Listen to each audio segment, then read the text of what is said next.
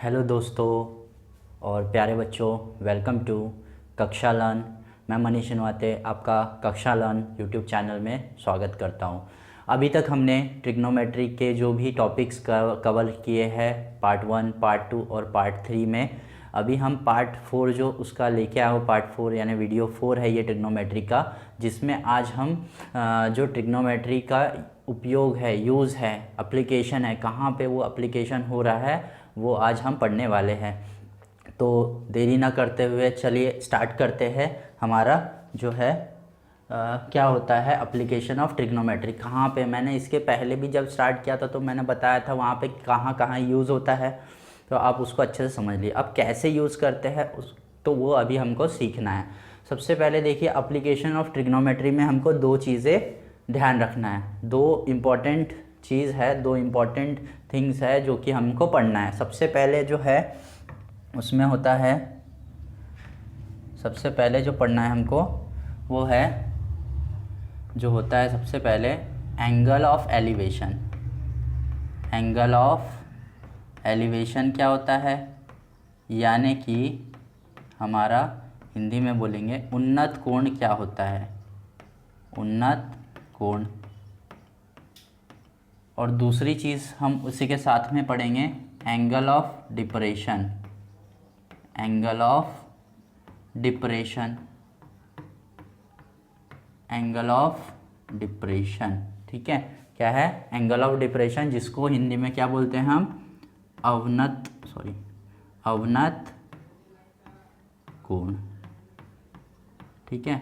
Angle of elevation यानी उन्नत कोण, और एंगल ऑफ डिप्रेशन यानी एंगल ऑफ एलिवेशन यानी उन्नत कोण, और एंगल ऑफ डिप्रेशन यानी अवनत कोण, ठीक है। अब एलिवेशन नाम से ही आपको समझ में आ रहा होगा, एलिवेशन का मतलब क्या होता है, ऊपर, किसी चीज़ से ऊपर उठ रहा है, ठीक है। उन्नत का भी मतलब क्या होता है, उन्नत हिंदी में उन्नति की ओर बढ़ रहे हैं यानी ऊपर की ओर जा रहे हैं। तो हम जब एंगल ऑफ एलिवेशन की बात करेंगे तो हम जो जहाँ पे खड़े हैं, कोई पर्सन मान लीजिए कोई पर्सन खड़ा है, कोई व्यक्ति खड़ा हुआ है यहाँ पे, या कोई भी चीज़ है जो कि क्या करेगा, अपने जो हॉरिजॉन्टल से, अपने जो क्षैतिज रेखा है उससे ऊपर की तरफ कुछ ऊंचाई पे देखेगा, ऊंचाई पे कुछ भी ऑब्जेक्ट को क्या करेगा, वो देखेगा। समझ लो प्लेन जा रहा है हमारा, प्लेन को देख रहा है, वो प्लेन को देख रहा है, या फिर किसी चीज़ को, पतंग को देख रहा है ना, पतंग को देख रहा है तो हाइट पे देख रहा है ना, बिल्डिंग के हाइट पे देख रहा है, बिल्डिंग के ऊपर कोई खड़ा है उसको देख रहा है, तो ये क्या हो गया, वो ऊपर की ओर देख रहा है। तो जब ऊपर की ओर देख रहा है वो, तो उसकी जो देखना है वो ऊपर की तरफ है, तो उसकी जो दृष्टि रेखा है, इसको बोलते हैं हम दृष्टि रेखा। क्या बोलते हैं, दृष्टि रेखा, यानी कि दृष्टि रेखा को क्या बोलते हैं हम, line of vision. Line of vision,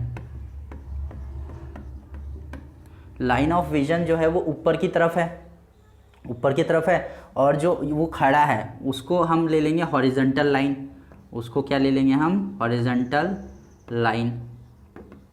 horizontal line यानी क्या हो जाएगा, हम उसको बोलेंगे क्षैतिज रेखा, उसको बोल देंगे हम क्षैतिज रेखा, क्षैतिज रेखा।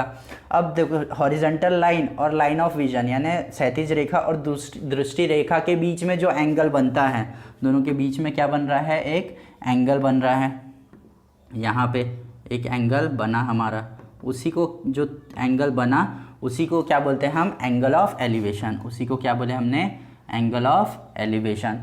एंगल ऑफ एलिवेशन समझ में आ गया आपको कि क्या होता है। अभी देखते हैं एंगल ऑफ डिप्रेशन। डिप्रेशन यानी नीचे की तरफ जा रहा है, डिप्रेशन यानी क्या हो रहा है, नीचे की तरफ जा रहा है। अवनत यानी क्या होता है, नीचे की तरफ जाना होता है।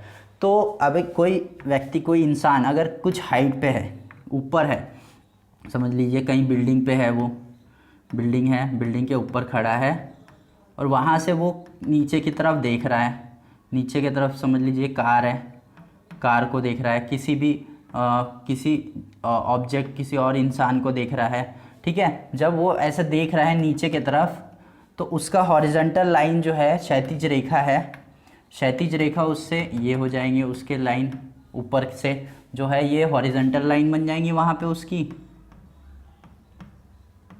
हॉरिजॉन्टल लाइन, जिसको हमने बोले थे क्षैतिज रेखा, जिसको क्या बोले थे, क्षैतिज रेखा, ठीक है। और उसका लाइन ऑफ विजन किधर गया, नीचे की तरफ, लाइन ऑफ विजन किधर गया, नीचे के तरफ, यानी इधर बन रहा है या फिर इधर बन रहा है। तब जब वो एंगल बनेगा उन दोनों के बीच में, उन दोनों के बीच में जो एंगल बन रहा है, उन दोनों के बीच का जो एंगल है, या फिर ये दोनों लाइन के बीच में बोलेंगे उसको थीटा बोल दिया हमने। तो नीचे के तरफ देखने पे जो क्षैतिज रेखा हॉरिजॉन्टल लाइन से जो एंगल बन रहा है उसको क्या बोले हमने, एंगल ऑफ डिप्रेशन, उसी को क्या बोले हमने, एंगल ऑफ डिप्रेशन। तो यहाँ पे समझ में आ गया होगा एंगल ऑफ एलिवेशन क्या होता है और एंगल ऑफ डिप्रेशन क्या होता है, ठीक है। तो यहाँ पे आप अच्छे से समझ लीजिए, एंगल ऑफ एलिवेशन जब हम ऊपर की तरफ देखते हैं तो जो एंगल बन रहा है उसको हमने एंगल ऑफ एलिवेशन बोले। जब हम ऊपर है, किसी ऊंचाई पे है, हाइट पे है और नीचे की तरफ देख रहे हैं तो वहाँ पे क्या बन रहा है, एंगल, जो कि एंगल ऑफ डिप्रेशन है। ये हम यूज़ करने वाले हैं जहाँ पे भी हम जहाँ पे एप्लीकेशन होगा। चलिए ठीक है, अब देखते हैं क्वेश्चंस देखते हैं। हमारा जो एक्सरसाइज 6.2 है, 6.2 में हमारे पास क्वेश्चन है यहाँ पे फर्स्ट क्वेश्चन, और उसी को हमको क्या करना है, सॉल्व करना है, ठीक है। तो कैसे सॉल्व करेंगे, चलिए देखते हैं, पढ़ेंगे। जो कि दिया हुआ है, देखिए इंग्लिश में क्या बोला है, a person is standing at a distance of 80 metre, कितने के डिस्टेंस पे है, 80 मीटर फ्रॉम अ चर्च, कहाँ से है, चर्च से है। लुकिंग एट द टॉप, कहाँ पे देख रहा है वो, टॉप पे देख रहा है, ठीक है। कहाँ पे देख रहा है, टॉप पे देख रहा है। जब टॉप पे देख रहा है, the angle of elevation is 45 degree. देखो एंगल ऑफ एलिवेशन दिया हुआ है, यहाँ पे क्या दिया हुआ है, angle of elevation. Find the height of the church, हमको क्या करना है, चर्च की हाइट फाइंड आउट करना है, यानी हाइट यानी ऊंचाई फाइंड आउट करना है। चलो हिंदी में, कोई व्यक्ति किसी गिरजाघर से 80 मीटर दूरी पर खड़ा है, 80 मीटर की दूरी पे खड़ा है। उस व्यक्ति द्वारा गिरजाघर की छत की ओर देखने पर 45 डिग्री का उन्नत कोण बनता है। क्या बन रहा है, 45 डिग्री का उन्नत कोण बन रहा है। अभी ये मैंने सिखाया उन्नत कोण यानी क्या, जब हम ऊंचाई पे देख रहे हैं तो वहाँ पे उन्नत कोण बनेगा। तो गिरजाघर की ऊंचाई हमको ज्ञात करना है, गिरजाघर की ऊंचाई ज्ञात करना है। चलिए बना लेते हैं, कैसा होगा डायग्राम, ठीक है। अब देखिए यहाँ पे समझ लीजिए मैंने बना लिया, ये हॉरिजॉन्टल सरफेस है, यानी हमारी क्या है, ज़मीन है, ठीक है। अब उसके ऊपर एक बिल्डिंग है, गिरजाघर, क्या है, गिरजाघर यानी चर्च है। चर्च बना देता हूँ मैं, चर्च ऐसा है, मान लीजिए चर्च की ये ऊंचाई है, चर्च की ऊंचाई मान लेते हैं AB, चर्च की ऊंचाई क्या है, AB चर्च की ऊंचाई है, ठीक है। अभी हमको पता नहीं है तो हमने AB ले लिए उसको। फिर उसके बाद बोला है कि a person is standing at 80 metre from the church, एक व्यक्ति है जो कि चर्च से, यहाँ पे एक व्यक्ति है, मान लेते हैं C पॉइंट, उसको C पॉइंट पे खड़ा है। व्यक्ति कहाँ पे खड़ा है, C पॉइंट पे खड़ा है, C पॉइंट पे खड़ा है। Looking at the top of the church, church के टॉप को देख रहा है, चर्च के टॉप को वो देख रहा है, चर्च के ऊपर वो देख रहा है। The angle of elevation is 45 degree, जब देख रहा है तो कितने डिग्री का एंगल ऑफ एलिवेशन यानी उन्नत कोण बना रहा है, 45 डिग्री का उन्नत कोण बना रहा है, ठीक है। तो हमको ये पता चल गया। और जो हमको हाइट ऑफ द चर्च की हाइट पता करना है, और हमको ये दिया हुआ है कि उसका वो चर्च से कितने दूरी पे खड़ा हुआ है, चर्च से कितनी दूरी पे खड़ा हुआ है, यानी कितनी दूरी पे, 80 मीटर की दूरी पे खड़ा हुआ है। तो ये हमने बना लिया कि किस तरीके से वहाँ पे बना हुआ है, किस तरीके से दिया हुआ है हमको क्वेश्चन में। अब हम उसका यूज़ करते हैं। तो सबसे पहले देखिए, तो अगर हम इसको रॉ डायग्राम बनाते हैं, सिंपल डायग्राम अगर बना लेता हूँ मैं, सिंपल डायग्राम अगर बना लेते हैं तो ये इस तरीके से बन जाएगा, ABC, ये 45 डिग्री, ये 80 मीटर, और हमको ये हाइट फाइंड आउट करना है, उसकी हाइट पता करना है, ठीक है। कभी भी जो दीवार होती है, जो इमारत होती है, जो कोई भी बिल्डिंग होती है, वो ज़मीन से 90 अंश का कोण बनाती है, तो यहाँ पे हमारा 90 अंश का कोण बन जाएगा, ठीक है। अब देखते हैं क्वेश्चन को सॉल्व कैसे करते हैं। देखिए सबसे पहले हमारे सॉल्यूशन जब करेंगे, हम उत्तर देंगे, तो सबसे पहले जो जो चीज़ें हैं उसको मानना पड़ेगा। तो let AB is the height of the church. Church की क्या है, हाइट है। यानी हिंदी में बोल देंगे हम, मानो कि जो गिरजाघर की ऊंचाई, गिरजाघर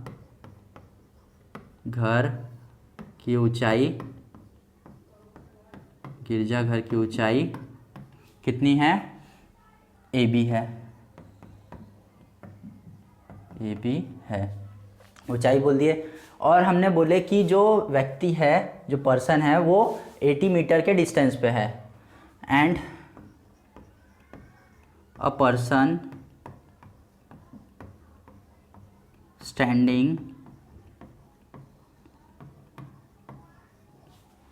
एट पॉइंट C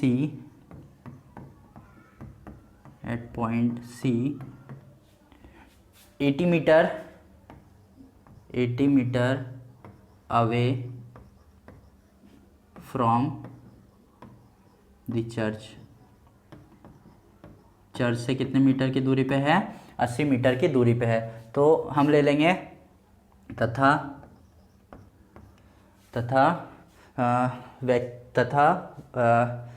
जो व्यक्ति है 80 मीटर की दूरी पर, कोई व्यक्ति गिरजाघर से 80 मीटर की दूरी पर खड़ा है और बिंदु C पर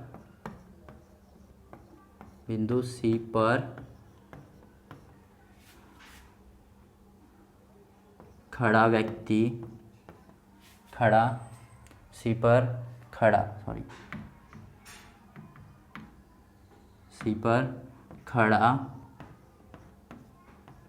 व्यक्ति गिरजाघर से 80 मीटर की दूरी पर है। 80 मीटर की दूरी पर है, ठीक है, 80 मीटर की दूरी पर है। तो हमारा जो BC है, देखो BC बेस से, उसके बेस से, तो BC हमारे पास दिया हुआ है 80 मीटर। BC दिया हुआ है वहाँ पे 80 मीटर, BC मिल गया हमें। अब जो एंगल ऑफ एलिवेशन बना रहा है, कितना बना रहा है वहाँ पे, 45 डिग्री का एंगल ऑफ एलिवेशन बना रहा है। तो एंगल ऑफ एलिवेशन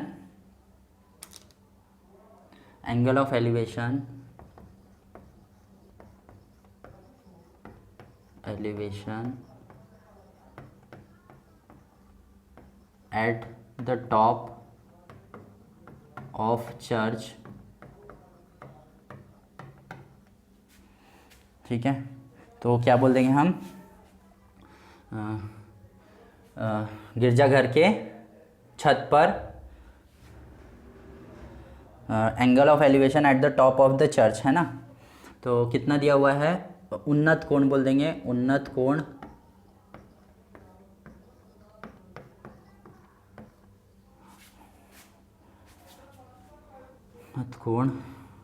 कितना हो गया हमारे पास, उन्नत कोण क्या बोल देंगे हम, BCA।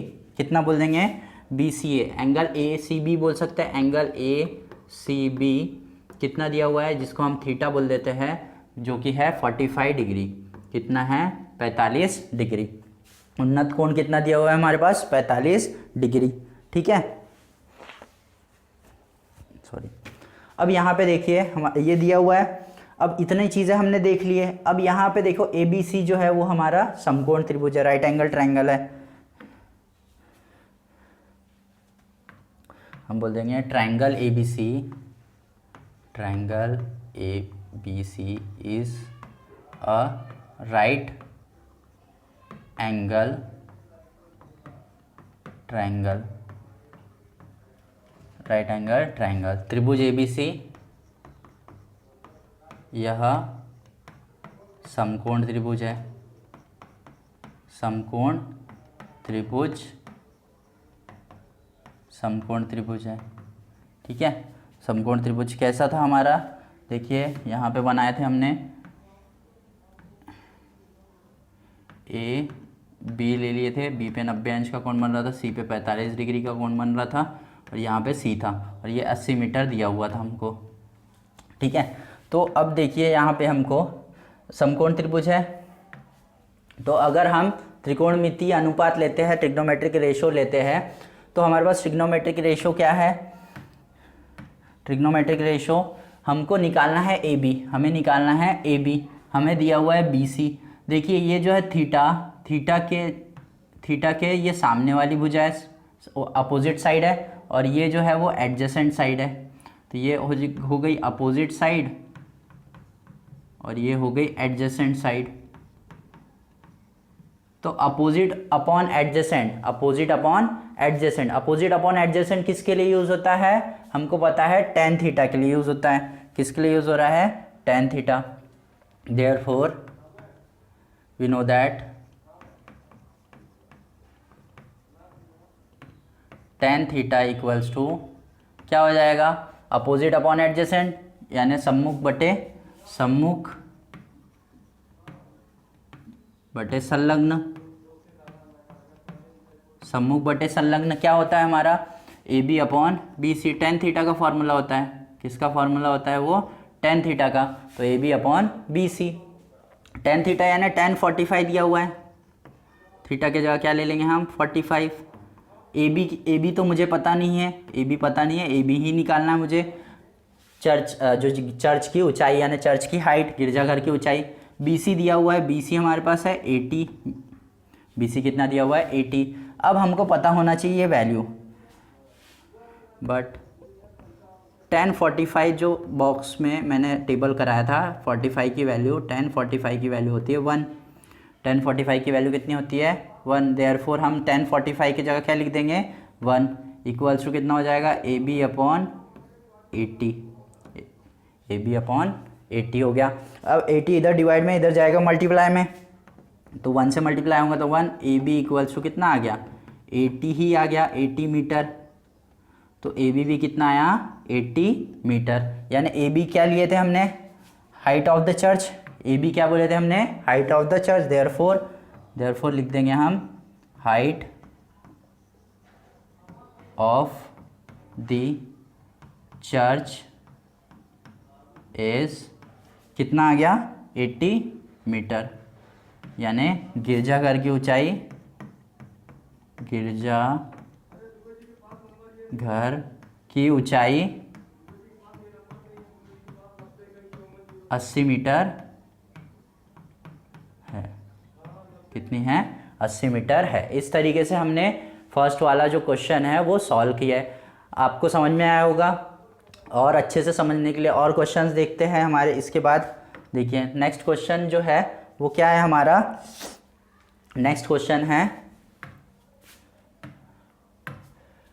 From the top of a light house, from a top of a light house an observer looking at the ship makes an angle of depression. अब यहाँ पे देखिए एंगल ऑफ डिप्रेशन है। डिप्रेशन समझ में आया होगा? अवनत कोण, नीचे की तरफ देख रहा है वो। कितने का? 60 डिग्री का। कितने का बना रहा है? 60 डिग्री का बना रहा है। If the height of the lighthouse is 90 metre, height of the lighthouse कितना है? 90 मीटर है। हमको ऊंचाई दिया हुआ है यानी हाइट दिया हुआ है लाइट हाउस का। Then find how far the ship is from the lighthouse. तो हमको बताना है जो शिप है वो लाइट हाउस से कितने दूरी पे है, कितने डिस्टेंस पे है, वही बताया हुआ है यहाँ पे क्वेश्चन में। देखिए दीप स्तंभ क्या बोला है? दीप स्तंभ से किसी जहाज की ओर देखते समय 60 डिग्री का अवनत कोण बनता है।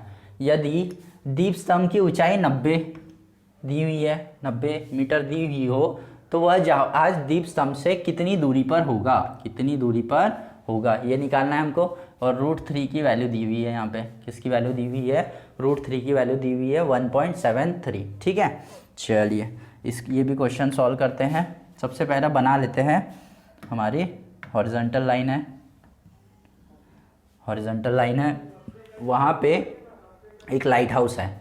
लाइट हाउस को भी बना लेते हैं हम। लाइट हाउस, ठीक है, लाइट हाउस बना लिया हमने। लाइट है, लाइट हाउस है। लाइट हाउस पे कोई खड़ा हुआ है ना? लाइट हाउस पे समझ लीजिए कोई खड़ा है, वो शिप, समुद्र पे शिप को देख रहा है। किसको देख रहा है? शिप को। शिप को देख रहा है। शिप को देखेगा तो क्या बनाएगा? एंगल ऑफ डिप्रेशन बनाएगा। क्या बना रहा है? Angle of depression. Angle of depression कितने का बना रहा है वो? थीटा यानी कितने का बना रहा है 60 डिग्री का बना रहा है, 60 डिग्री का बना रहा है। अब अगर मान लेते हैं हम कि जो हाइट है लाइट हाउस की वो ए बी है, क्या है ए बी है, और शिप कहाँ पे है सी पॉइंट पे खड़ा है। कहाँ पे खड़ा है, कौन से पॉइंट पे खड़ा है, सी पे खड़ा है, ठीक है, सी पे चल रहा है, ठीक है। तो अभी हमको दिया हुआ है लाइट हाउस की हाइट, किसकी हाइट, लाइट हाउस की हाइट कितनी दी हुई है 90 मीटर, 90 मीटर, ये दिया हुआ है 90 मीटर, ठीक है। अब यहाँ पे 90 मीटर दिया हुआ है, हाँ, तो हमको बताना है कि ये लाइट हाउस से जो है वो कितने दूरी पे है, कितने के डिस्टेंस पे है, जो शिप है वो कितने के डिस्टेंस पे है, ठीक है। तो अब कैसे करेंगे, देखिए लाइट हाउस जो है ज़मीन से, तो हमने बोले थे कि 90 अंश का कोण बनाता है हमेशा, कितने का कोण बनाएगा 90 अंश का। अब अवनत कोण तो इधर बन रहा है और ट्रायंगल जो है त्रिभुज हमारा इधर बन रहा है, तो एंगल ऑफ जो डिप्रेशन है हमारा थीटा इक्वल्स टू 60 डिग्री, वो देखिए ये हॉरिजेंटल लाइन है, दोनों पैरेलल होती है एक दूसरे से, क्या होती है समांतर, क्या होती है समांतर। ऐसे समांतर रेखाओं की कोई क्या है ट्रांसवर्सल है, पैरेलल लाइन की ट्रांसवर्सल हो या समांतर रेखा की तिर्यक रेखा हो बोलते हैं उसको। तो तिर्यक रेखा में जो ये z बनाता है, मैं बोलता हूँ z, क्या बना रहा है यहाँ पे z बना रहा है, जो एंगल z बनाते हैं, जो एंगल z बनाते हैं उनको बोलते हैं हम अल्टरनेट एंगल, क्या बोलते हैं अल्टरनेट एंगल। अल्टरनेट एंगल जो होते हैं वो अल्टरनेट एंगल इक्वल होते हैं हमेशा पैरेलल लाइन के। तो अगर ये थीटा है तो इधर भी यहाँ पे भी थीटा बनेगा, यहाँ पे भी क्या बनेगा थीटा, जो कि कितना है 60 डिग्री, कितना दिख रहा है 60 डिग्री। तो यहाँ पे हम एक डायग्राम बना लेते हैं रफली, जो हमारा डायग्राम बनाते हैं हम, ठीक है। देखिए किस तरीके से बन रहा है, ए बी है हाइट और यहाँ पे सी पे शिप है, तो ए बी और सी, यहाँ पे 90 डिग्री का एंगल बन रहा है, और ये वाला आया हमारा कितना 60 डिग्री, कितना आया 60 डिग्री। तो 60 डिग्री आ गया, हमने यहाँ पे नाम दिए थे ए बी, ये जो है हॉरिजॉन्टल लाइन है, ठीक है।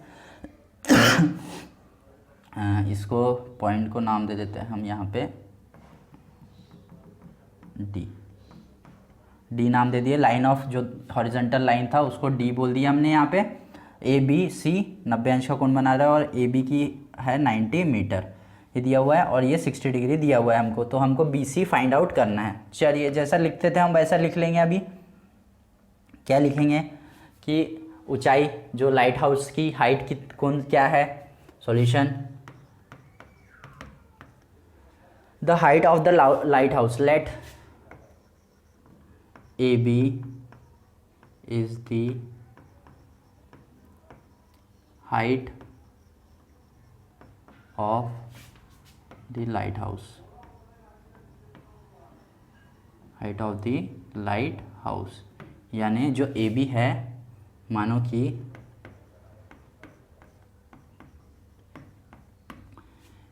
ए बी यह दीप स्तंभ की ऊंचाई है,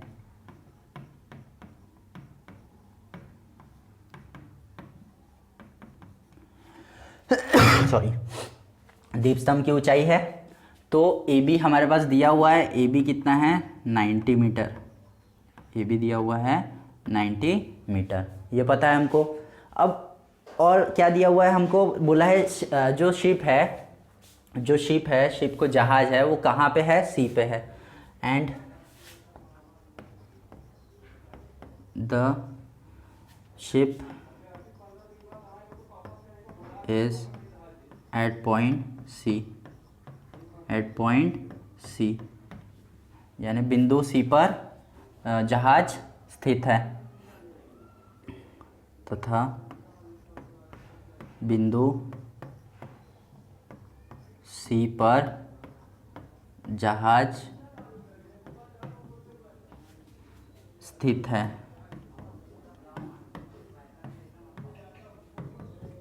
तो distance from lighthouse ship to light house,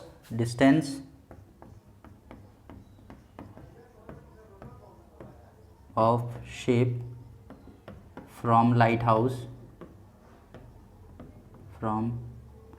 house is equals to B C. क्या है वो? बी सी जो हमको पता नहीं है, यानी दीप स्तंभ और जहाज के बीच की दूरी, दीप स्तंभ तथा जहाज के बीच की दूरी, कितना दिया हुआ है? BC जो हमको निकालना है, ठीक है, जो हमको ज्ञात करना है, निकालना है, ठीक है। अब यहाँ पे देखिए, ऊपर से देखने पर, जो लाइट हाउस के ऊपर से देखने पर, शिप को देखने पर कितने एंगल का डिप्रेशन बन रहा है? 60 डिग्री का एंगल ऑफ डिप्रेशन बन रहा है। From the top of light house, from the top of lighthouse, angle of depression to the ship is, ठीक है, यानी कि दीप स्तंभ के ऊपर से, दीप स्तंभ के ऊपर से जहाज को देखने पर बनने वाला अवनत कोण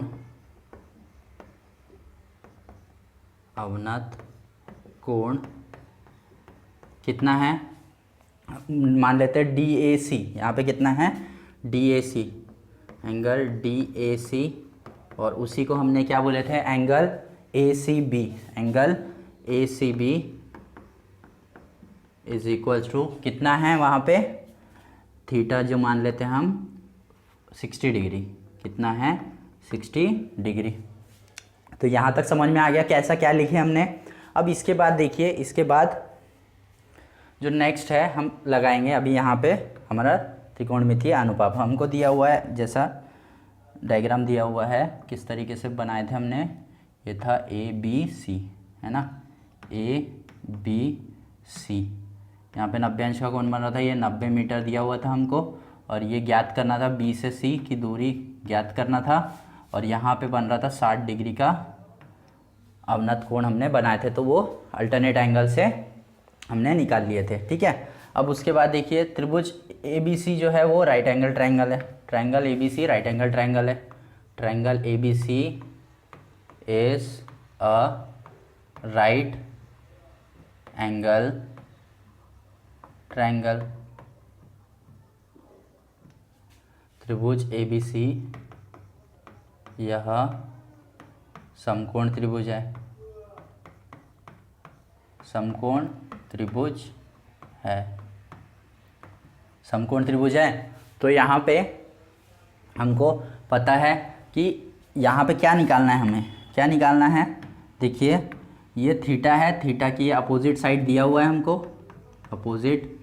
अपोजिट साइड यानी सम्मुख भुजा दिया हुआ है, और हमें संलग्न यानी एडजेसेंट, संलग्न यानी एडजेसेंट साइड निकालना है। तो फिर से tan थीटा का फॉर्मूला लगा देंगे हम। किसका फॉर्मूला लगा रहे हैं? tan थीटा का। tan थीटा का ही फॉर्मूला होता है, we know that tan theta equals to क्या हो जाएगा? AB अपॉन BC, यानी अपोजिट अपॉन एडजेसेंट, सम्मुख बटे संलग्न होता है। तो tan थीटा हमारे पास दिया हुआ है, tan थीटा कितना है? tan 60 इक्वल्स टू AB कितना दिया हुआ है? AB 90, AB दिया हुआ है 90, और BC कितना गिवन है? BC तो निकालना है, BC हमें निकालना है। अब कैसे निकालेंगे?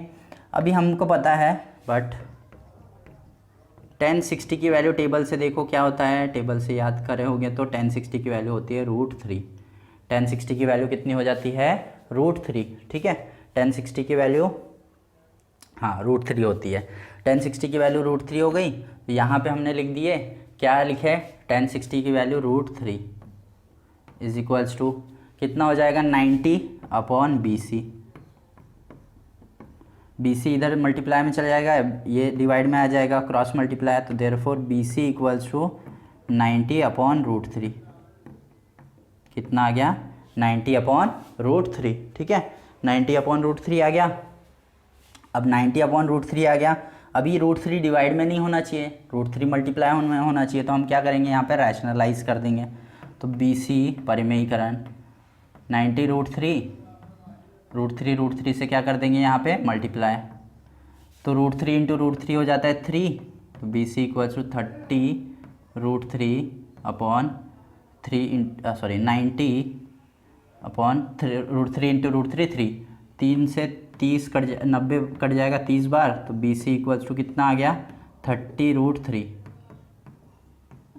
कितना आ गया, 30√3। ठीक है, अब √3 की वैल्यू क्या गिवन है हमारे पास, 1.73।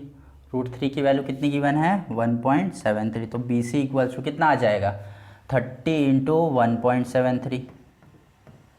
30 इंटू 1.73 कितना हो जाएगा, 173 इंटू 30, तो 3 से गुना कर लो, 3 से मल्टीप्लाई कर लो पहले, 3 3 ज़ा 9, 3 7 ज़ा 21, कट 1 कैरी 2, 3 1 ज़ा 3 प्लस 2 कितना हो जाएगा, 5।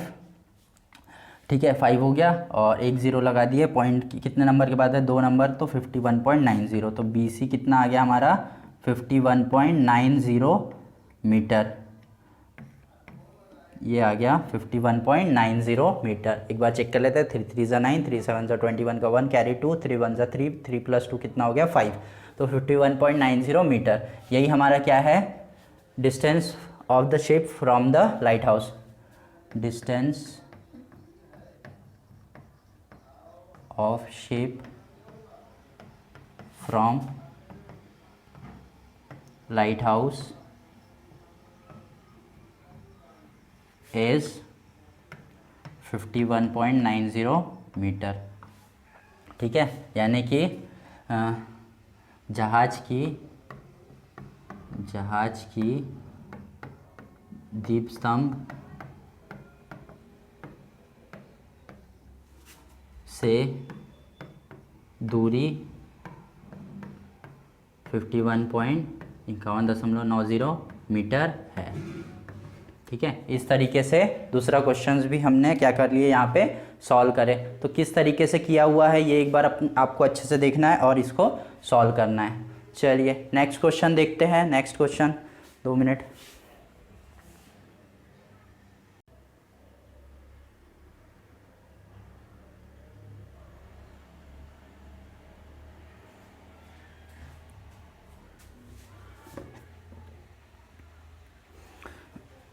चलिए नेक्स्ट क्वेश्चन क्या है हमारे पास, देखिए, 2 buildings are facing each other on a road of with 12 metre from the top of first building which is 10 metre high.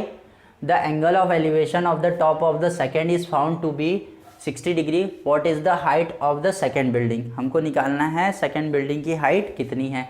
ठीक है, अब देखो यहाँ पे हम 2 building are facing each other on a road of with 12 metre from the top of the first building which is 10 metre high. The angle of elevation of the top of the second is found to be 60 degree.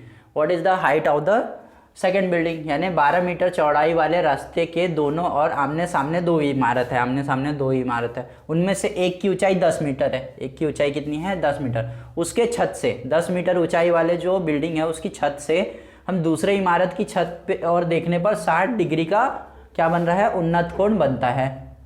तो दूसरी इमारत की ऊंचाई कितनी होगी। तो दूसरी इमारत की ऊंचाई यानी हाइट हमको पता करना है। बना लेते हैं, कैसा हम बनाते हैं देखते हैं। पहले तो ये बनाया हमने, 2 बिल्डिंग बना लेते हैं।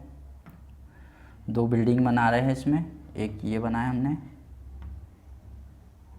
कि बिल्डिंग ये है, ठीक है, दूसरे की ये है, दूसरे की ये है।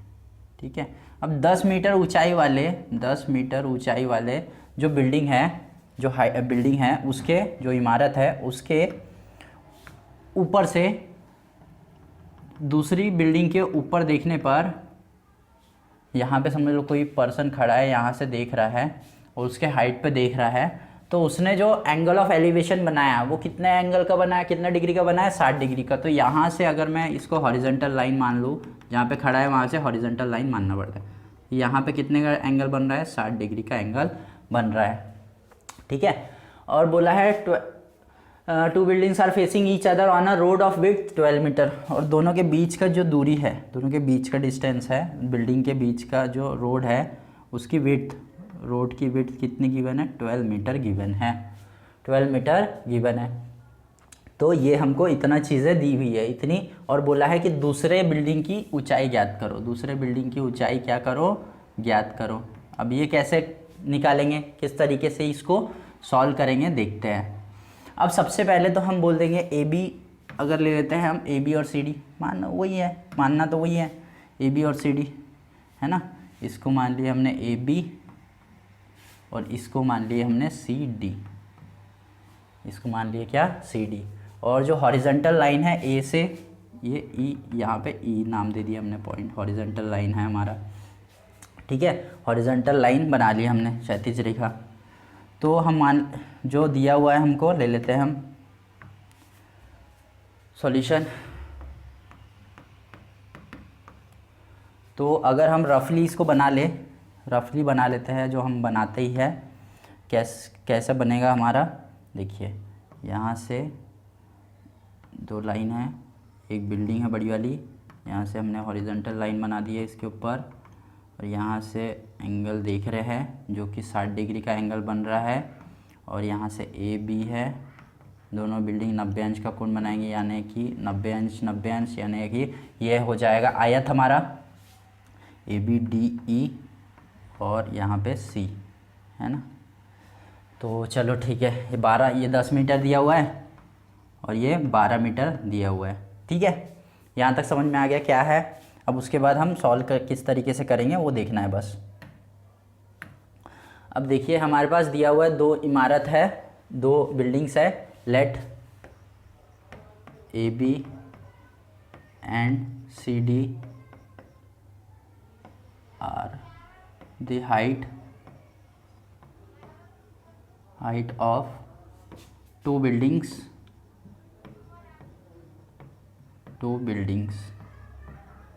जिसमें हमने ए बी को 10 मान लिया, जिसमें ए बी को क्या ले लिया हमने 10, जो स्मॉल बिल्डिंग है उसको हमने ले लिया 10 metre. And B D is the width of the road, B D क्या बोले हमने, width of the road, and sorry height of the building A B तथा सी डी, ए बी और सी डी, यह दो इमारत की ऊंचाई है, दो इमारत की क्या है, ऊंचाई है। ठीक है, दो इमारत की क्या है, ऊंचाई है। ए बी दिया हुआ है 10 सेंटीमीटर, ए बी कितना दिया हुआ है हमारे पास 10 सेंटीमीटर, और बोला है B D is the width of the road, B D is the width of the road, B D जो है क्या है, विड्थ ऑफ द रोड है। तो विड्थ ऑफ द रोड यानी कि क्या, चौड़ाई, बी डी यह रास्ते की चौड़ाई है।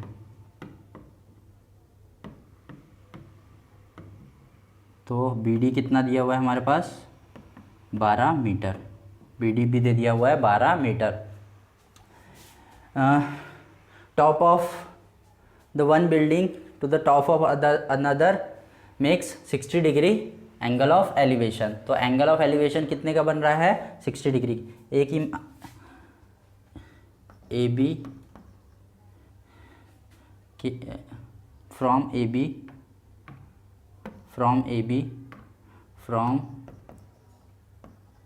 B the angle of elevation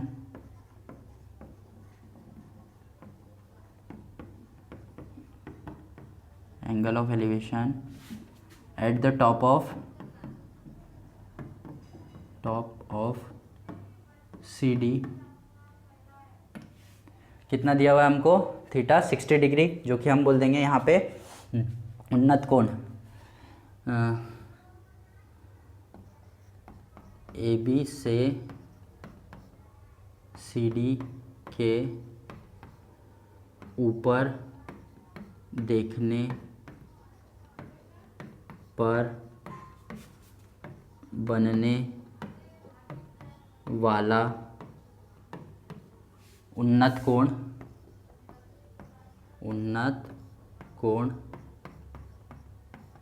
कितना है, उन्नत कोण मान लिया हमने कितना, उन्नत कोण यानी यहाँ पे ले लेते हैं हम सी ए ई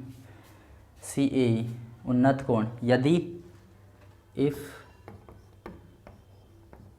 ए E is the horizontal line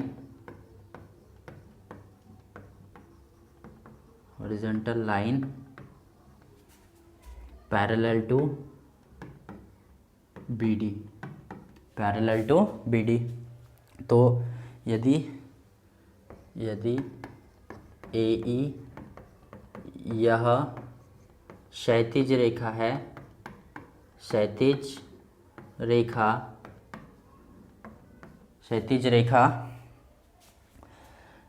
B D के समांतर है, बी डी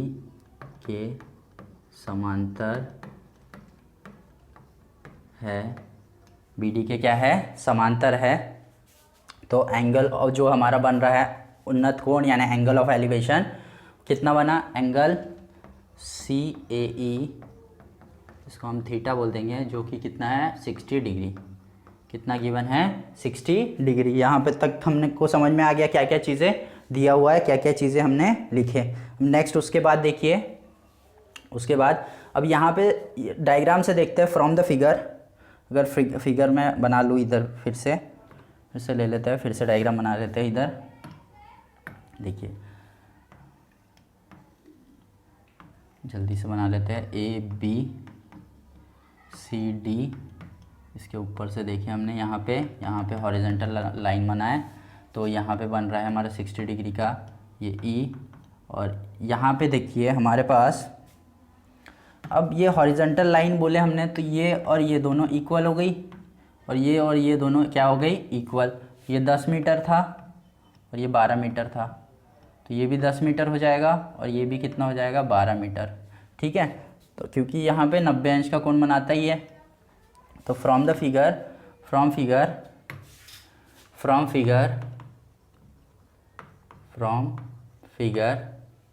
ठीक है, फ्रॉम फिगर क्या हो रहा है यहाँ पे,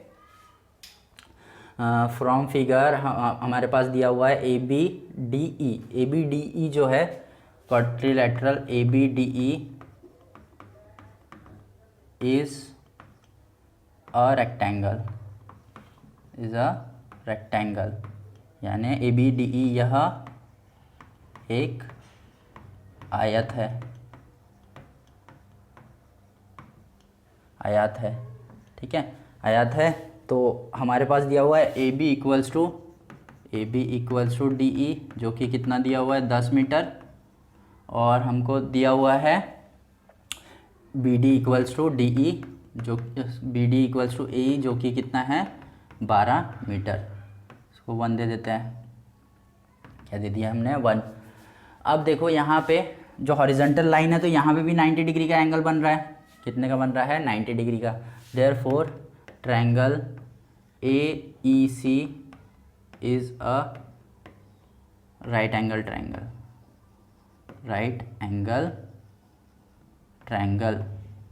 क्या है, राइट एंगल ट्रायंगल, यानी यह समकोण त्रिभुज है।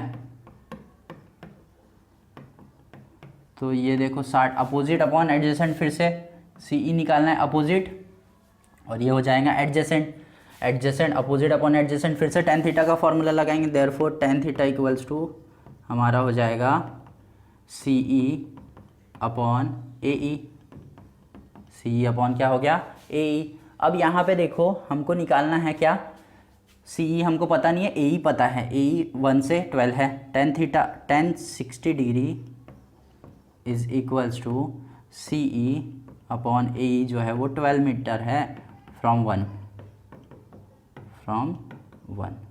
ठीक है, ये ले लिया हमने।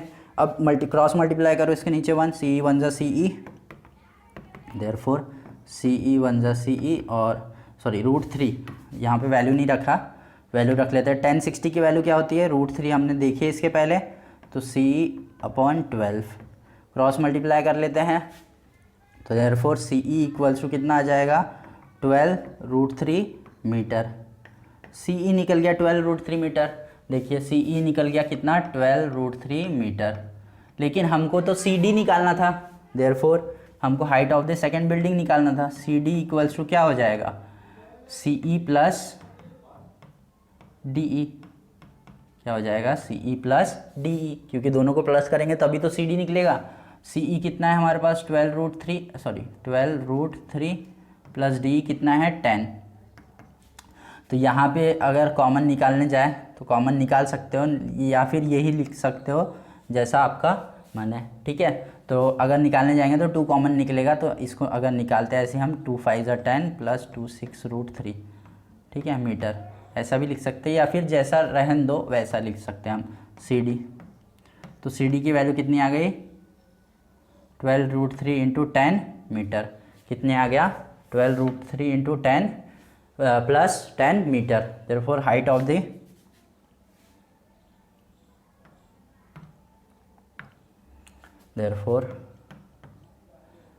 height of the second building is 10 plus 12 √3 metre, ठीक है। इसको थोड़ा लिख देते हैं हम, अरेंज करके लिख देते हैं, ठीक है। क्या लिख दिया हमने इसको 10 प्लस 12 √3 मीटर, 10 प्लस 2, इसलिए इमारत की ऊंचाई कितनी है, देयरफॉर दूसरी इमारत की ऊंचाई 10 प्लस 12 √3 मीटर है। इस तरीके से हमने क्या किए, क्वेश्चन को सॉल्व किए, ठीक है। अभी यहाँ तक हमने कर लिए क्वेश्चंस, इसके बाद वाले क्वेश्चन मैं नेक्स्ट वीडियो में ऐड कर दूँगा। नेक्स्ट वीडियो में देखते हैं। यहाँ पे आपको जो भी सीखने मिला होगा, अगर आपको ये वीडियो अच्छा लगा हो या कुछ भी सीखने को मिला हो, तो मेरे जो कक्षा लर्न यूट्यूब चैनल है उसको लाइक कीजिए, सब्सक्राइब कीजिए, और जो वीडियो है उसको लाइक कीजिए। और इस तरीके से आप लाइक करेंगे तो हमें मोटिवेशन मिलेगा, मुझे मोटिवेशन मिलेगा और वीडियो बनाने की, और इसी तरीके से वीडियो मैं बनाता रहूँगा। और मिलते हैं नेक्स्ट वीडियो में, जिसके आगे के क्वेश्चंस हम इसके सॉल्व करेंगे, जो कि है 4th 5th और 6th, ठीक है। ओके, जब तक के लिए goodbye, see you, thank you so much for watching.